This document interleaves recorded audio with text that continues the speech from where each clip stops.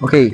So, ito na yung ginawa nating warehouse office na in less than 2 months, makakabuo tayo ng isang structure na pwede nating gamitin as an office and pwede rin itong gamitin to as residential construction.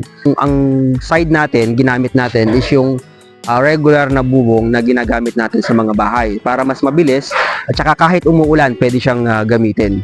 So, dito sa area na to, may mga gaps tayo since hindi siya kamukha ng concrete na talagang mako-close mo yung gap. So, gumamit tayo ng expandable foam na ini-spray para masara natin lahat ng mga openings kasi hindi mo yan ma-weld dahil manipis lang ang yero kumpara sa mga bakal.